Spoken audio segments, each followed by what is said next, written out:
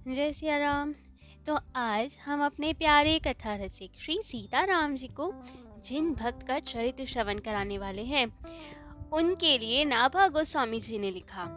कबीर कृपा ते परम तत्व पद्मनाभ पर चोले हो, नाम महानिधि मंत्र नाम ही सेवा पूजा, जप तप तीरथ नाम नाम बिन और न दूजा, नाम प्रीति नाम बैर नाम कही नामी बोले, नाम अजामिल साखी नाम बंधन ते खोले, नाम अधिक रघुनाथ ते राम निकट हनुमंत के हो, कबीर कृपा ते परम तत्व पद्मनाभ पर चोले हो। तो आज हम जिन लाडले प्यारे भक्त की कथा अपने कथा रसिक को सुनाने वाले हैं, उनका नाम है श्री पद्मनाभ जी। और ये जो छप पे लिखा श्री नाभा गोस्वामी जी ने इनके लिए, इसका अर्थ है श्री कबीर दास जी की कृपा से श्री पद्मनाभ जी ने परम तत्व श्री नाम महाराज के महत्व को भली भांति जान लिया। श्री पद्मनाभ जी के लिए भगवान नाम ही इनका परम धन था। नाम ही को महामंत्र मानते थे, उन्हीं की सेवा करते थे, उन्हीं का पूजन करते थे और कोई साधन में इनकी रुचि नहीं थी। किसी में विश्वास इतना नहीं था जितना नाम महाराज पे विश्वास था। उन्हीं के आधार रहते थे, उन्हीं से प्रेम, उन्हीं के आधारित, किसी से बैर। जो भगवत नाम प्रेमी उन्हीं से प्रेम, जो भगवत नाम के विमुख जन उन्हीं से बैर रखते। हर स्थिति में केवल नाम महाराज की ही शरण रहते थे। ये इनका परम विश्वास था कि भगवान नाम ही जीव को भवबंधन से छुड़ा सकता है।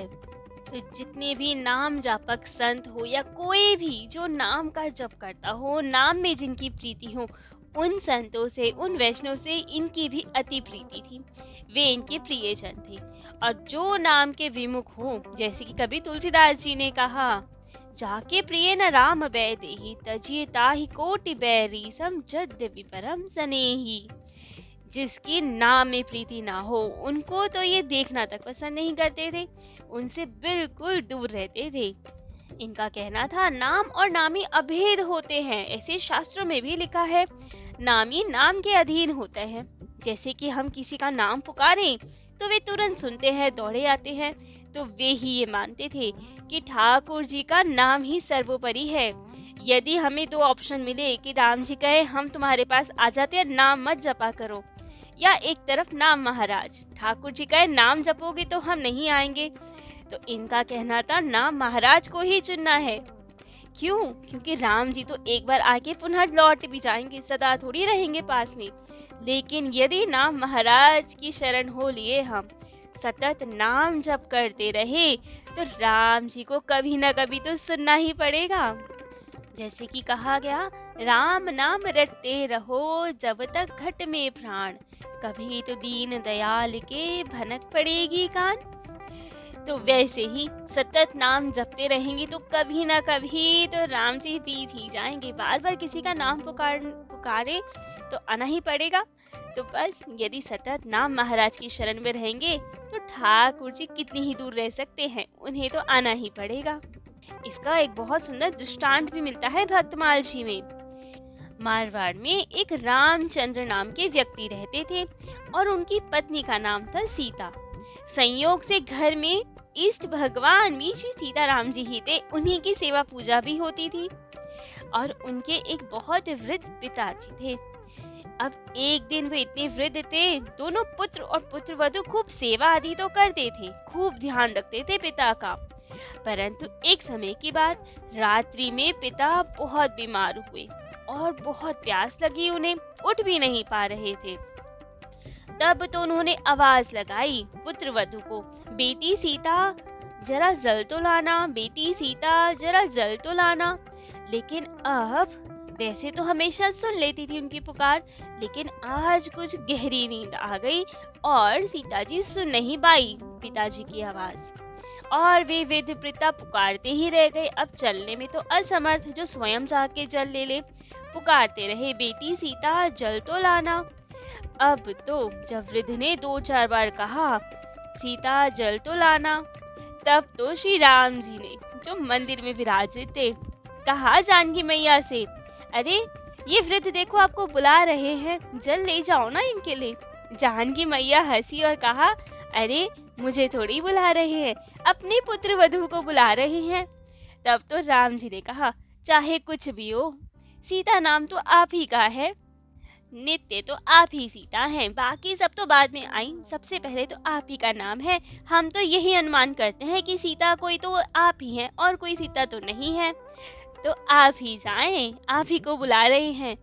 अब तो जानकी मैया खूब प्रसन्न इस भाव पे, और स्वयं मंदिर की वो चांदी की जल की झारी जो वो भक्तजन उनके लिए रखते थे, वे ही अपनी चांदी की जल की झारी लेकर वृद्ध के पास गई और उन्हें जल पिलाया।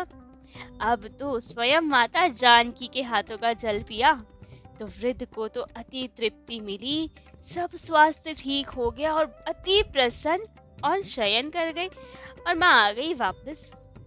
प्रातः काल जब इनके पुत्र पुत्रवधू जगे, ठाकुर जी का उत्थापन किया, सेवा आदि की, तो देखा अरे जल की झारी कहाँ है। सर्वत्र ढूंढ मच गई कि झारी कहाँ गई, किसी को नहीं मिली। जब पिताजी के पास गए उनका स्वास्थ्य देखने, प्रणाम आदि करने, तो देखा कि झारी वहां रखी है। तो अब पुत्र ने पूछा कि अरे पिताजी, ये झारी यहाँ कैसे आई। तब तो पिताजी ने कहा, रात को बहू ही लाई थी, हमें बहुत प्यास लग रही थी रात को, तो हमने इसी को आवाज लगाई कि पुत्री सीता जल तो लाना। आई तो थोड़ा देर से, 3-4 बार पुकारने पे, लेकिन आ गई, और पुत्री ने तो क्या जल पिलाया, हमारा स्वास्थ्य कितना ठीक हो गया, मन में आनंद हो रहा है। तब तो रामचंद्र जी ने, उनके पुत्र ने अपनी पत्नी से पूछा, क्या आप जल लेकर आई थी और मंदिर की ही झारी ले आई। तब तो पुत्रवधू ने कहा, नहीं नहीं, कल तो बहुत नींद आ गई, हमें पता ही नहीं चला पिताजी ने कब आवाज लगाई, हम तो नहीं लाई झारी। तब तो उनको समझते देर नहीं लगी कि सीता सीता पुकारने पे स्वयं जगत जननी हमारी मैया सीता ही साक्षात आ गई जल की झारी लेकर। तो ये होती है नाम की महिमा। सतत नाम पुकारते रहोगे तो वो ठाकुर जी को आना ही पड़ेगा। ऐसा ही एक और बार हुआ श्री अली किशोरी जी के साथ। कहते हैं श्री अली किशोरी जी की पत्नी का नाम किशोरी था। पुराना नाम तो इनका कुछ और होगा। दीक्षा उपरांत श्री अली किशोरी नाम पड़ा, तो इनकी पत्नी का नाम किशोरी था और पत्नी में अति अनुराग था। अब तो किसी कारणवश पत्नी की मृत्यु हो गई। अब तो इन्हें भारी वियोग व्याप गया, बहुत रोने धोने लगे, कुछ ना भोजन करते ना कुछ, सतत अपनी पत्नी का ही नाम जपते रहते, उसे ही पुकारते रहते। लोगों ने बहुत समझाया लेकिन इनका विरह कम ही ना हो। तब तो घर से निकल पड़े, पूरे सब जगह जाते, दिन रात हा किशोरी हा किशोरी हा किशोरी रटते रहते, रोते रहते, इसी प्रेम उन्माद में घूमते रहते, रोते रहते, दिन रात किशोरी को पुकारते रहते। कहाँ चली गई किशोरी, हा किशोरी। तब तो एक दिन रात्रि में जहाँ श्री जी का मंदिर है बरसाना में, वहीं मंदिर के पिछवाड़े बैठ के अपनी पत्नी का नाम जप कर रहे थे, हा किशोरी रुदन कर रहे थे। आधी रात हुई, श्री ठाकुर जी ने राधा रानी से कहा, देखो आपका कोई नाम पुकार रहा है। राधा रानी ने कहा, अरे अरे मेरा नाम नहीं पुकार रहा, ये तो कोई आसक्त जीव है, अपनी पत्नी के विरह में रो रहा है, उसको किशोरी किशोरी कह के पुकार रहा है।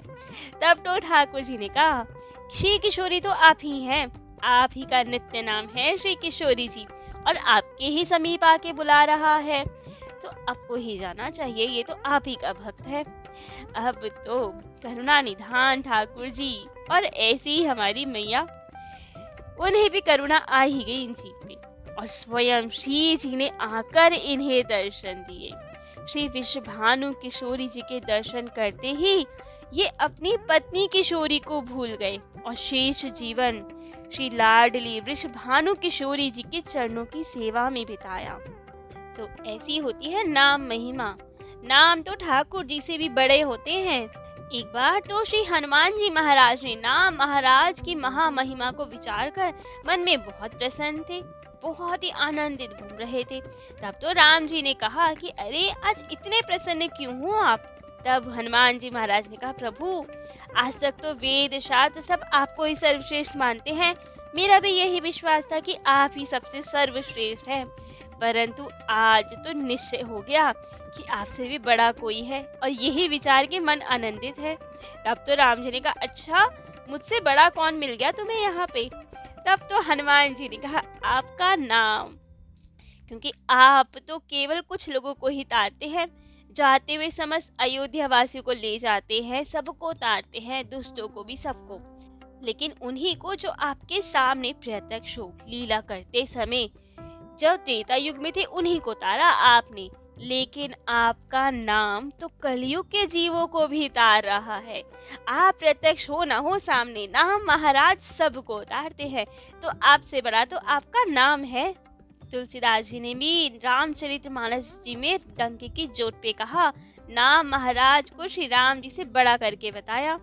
ब्रह्म राम ते नाम बड़, बरदायक बरदानी, रामचरित सत कोटि मह, लिए महेश जी जानी। तो ऐसे ही नाम महाराज की शरण में थे पद्मनाभ जी, जिनकी इनमें अति प्रीति थी। तो पद्मनाभ जी दक्षिण भारत के रहने वाले थे, दिग्गज दिग्विजय पंडित थे। इनका सभी वेद शास्त्रों पुराण आदियों में पूर्ण अधिकार था। सरस्वती जी सिद्ध थी इनको। कोई भी पंडित शास्त्रार्थ में इनके सामने टिक नहीं पाता था। शास्त्रार्थ के लिए तो ये सैकड़ों बैलगाड़ी भरकर चलते थे, जिसमें जितने भी पंडित इनसे पराजित हुए उन सबके ग्रंथ छीन लिए जाते थे, जो बैलगाड़ियों में भरते थे। जिनसे ये विजयी हो जाते थे तो विजय पत्र लिखवाते थे, एक बैलगाड़ियों में वो भर के चलते थे। कोई कोई पंडित जी तो बिना शास्त्रार्थ के ही इन्हें विजय पत्र लिख देता था डर के मारे। तो बैलगाड़ियों में विजय पत्र, बहुत सबकी पोथियां, क्योंकि प्रमाण देना होता था। क्योंकि पहले जब शास्त्रार्थ होता था, अब इनको तो संस्कृत आती थी, पहले तो सबको संस्कृत आती थी, तो कहीं कोई चीटिंग करने के लिए अपने पास से ही कोई मंत्र या ऐसा कुछ ना बना दे, इसलिए पोथी में से प्रमाण देना होता था कि सच में ये कोई वेद मंत्र है भी या नहीं है, कहाँ लिखा है शास्त्रों में, कहीं अपने मन से तो बना के नहीं बोल रहे।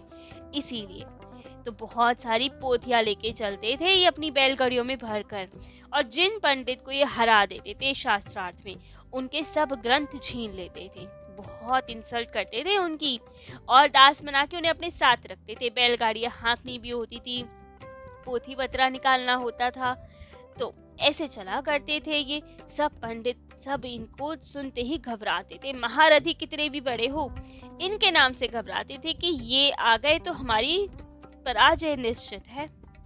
परंतु अब इन्हें किसी ने कहा कि यहाँ विजय करने से कुछ नहीं होता। समस्त पुरियों में काशी तो ठाकुर जी की नाक है, तो वहां जाके, वो तो गढ़ है विद्वानों का, वहां यदि तुम्हें विजय मिले तो माने तुम्हें। तब तो इन्होंने निश्चय किया काशी जाएंगे, और सब अपनी बैलगाड़ियों में पोथियां भरकर सबको लेकर पहुंचे काशी। अब ये काशी पहुंचे, इससे पहले तो इनकी ख्याति काशी पहुंच गई। सबको पता चल गया कि ये कैसे है, सरस्वती जी सिद्ध है, आज तक कभी नहीं आ रहे शास्त्रार्थ में। सब वहाँ के विद्वान तो घबरा गए कि अरे भाई, कौन करेगा इनसे शास्त्रार्थ, कहीं हमारी नाक ना कट जाए, क्या करे, क्या हल निकाला जाए। बहुत घबराए। तब तो गए भोले बाबा के पास, उनके चरणों में प्रार्थना की कि बाबा अब आप बचाएं काशी की लाज, हम नहीं झेल सकते, हम नहीं कर पाएंगे इनसे शास्त्रार्थ, हार गए तो बहुत इंसल्ट हो जाएगी हमारी, तो कृपा कर लज्जा बचा लीजिए आज अपनी काशी की। तब तो भोले बाबा ने कहा, चिंता ना कीजिए, इन्हें कबीरदास जी के पास भेजिए, वे शास्त्रार्थ करेंगे इनसे। तब तो सब बहुत हैरान कि ये क्या कह रहे हैं, क्योंकि कबीरदास जी तो पढ़े लिखे हैं नहीं, शास्त्रार्थ क्या करेंगे। लेकिन फिर भी भोले बाबा पे विश्वास, जब बाबा ने कहा है तो कुछ सोच के ही कहा होगा, हमारा तो पीछा छूटा ना, भेजेंगे कबीरदास के पास। तब तो सब आए पद्मनाभ जी के पास और कहा, काशी तो भरी पड़ी है विद्वानों से, कितनों से शास्त्रार्थ करोगे तुम, यहाँ तो एक से एक धुरंधर विद्वान है, अनेकों हैं, एक से शास्त्रार्थ करोगे, यदि आप जीत गए तो दूसरा तैयार हो जाएगा, ऐसे तो आपको बहुत श्रम करना पड़ेगा, सारी उम्र यही बीत जाएगी शास्त्रार्थ करने से। तो हमने एक निर्णय किया है, यदि आप हमारे गुरुदेव को हरा दें तो हम सब पराजय स्वीकार कर लेंगे, तो एक ही से शास्त्रार्थ करना पड़ेगा। अब तो पद्मनाभ जी सोचे, अरे ऐसे कौन गुरु हैं जिनको सब इतना मानते हैं। अब भोले बाबा ने कह दिया, और इनको तो बचना ही था, तो कबीर दास जी को गुरु भी स्वीकार कर लिया कि गुरु हैं, जबकि सब तो विरोध करते थे कबीर दास जी से, जैसे हमने कबीर दास जी की कथा में सुनाया था। लेकिन आज जब मुसीबत पड़ी तो गुरु भी कह देंगे उन्हें। तो कहा कबीर दास जी हैं हमारे गुरु, यदि आप उन्हें शास्त्रार्थ में पराजित कर दे तो हम सब भी हार मान लेंगे, विजय पत्र दे देंगे आपको, आपका भी समय बचेगा और हम लोग भी माता बच्ची से बचेंगे। अब तो ये बात पद्मनाभ जी को बहुत पसंद आई कि बात तो बहुत बढ़िया है, जल्दी से दिग्विजय मेरी पूरी हो जाएगी, हरा दूंगा, एक ही को तो हराना है, कितनी देर लगेगी। ठीक है, बुलाओ कबीर दास जी को, अभी शास्त्रार्थ करते हैं। तब तो उन्होंने कहा, अरे अरे गुरु हैं हमारे, अरे गहरे किसी के पास नहीं जाते, तुम्हें ही जाना पड़ेगा वहाँ, तुम्हारी जरूरत है, तुम्हें ही गरज है दिग्विजय की, हमें तो कोई जरूरत नहीं है, बैठो अपने घर। तब तो इन्होंने कहा नहीं नहीं, हम चलेंगे कबीरदास जी के पास। और वे आते इससे पहले तो सब ये वहाँ के विद्वान आए कबीरदास जी के पास, चरणों में निवेदन किया कि अरे हमें आज आवश्यकता है आपकी, हमारी लाज बचा लीजिए। कबीरदास जी ने कहा, अरे इन्हें क्या हो गया। तब तो उन्होंने कहा, विद्वान आए हैं एक शास्त्रार्थ करने, और सरस्वती जी सिद्ध हैं, उन्हें कोई हरा नहीं सकता, आप कीजिए उनसे शास्त्र, हम सबकी लज्जा बचाएं। कबीरदास जी ने कहा, अरे भाई मैं तो पढ़ा लिखा हूं नहीं, मैं कहाँ से शास्त्रार्थ करूंगा। तब तो सबने कहा कि भोले बाबा ने कहा है हमें कि कबीरदास जी ही शास्त्रार्थ करेंगे। तब इतना सुन के तो कबीरदास जी प्रेम विभोर, अरे शिव जी ने मेरा नाम लिया, भोले बाबा ने मुझे याद किया। तब तो बहुत आनंदित, और कहा जब उन्होंने मेरा नाम लिया तो मैं तो धन्यवाद हूँ, जब उन्होंने ही कह दिया तो वे ही संभाले, ठीक है बुला लो किसी को भी, हमें कोई आपत्ति नहीं। तो अब सब ने पद्मनाभ जी को सूचित किया, और कल होना है शास्त्रार्थ अब इनका। तो अब क्या रहता है शास्त्रार्थ, कैसे कबीरदास जी शास्त्रार्थ करते हैं, जो कभी पढ़े लिखे ही नहीं, वे तो कहते ही है ना, मसी कागज छुयो नहीं, कलम गहेओ नहीं हाथ। तो शास्त्र चर्चा कैसे करेंगे कबीरदास जी, पद्मनाभ जी जीतेंगे कि कबीरदास जी विजयी होंगे, क्या रहेगा, ये सब हम अपने प्यारे कथा रसिक श्री सीताराम जी को कल श्रवण कराएंगे। आज के लिए इतना ही, जय जय श्री सीताराम।